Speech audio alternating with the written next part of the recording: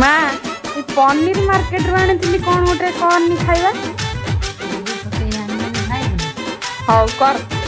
कर भले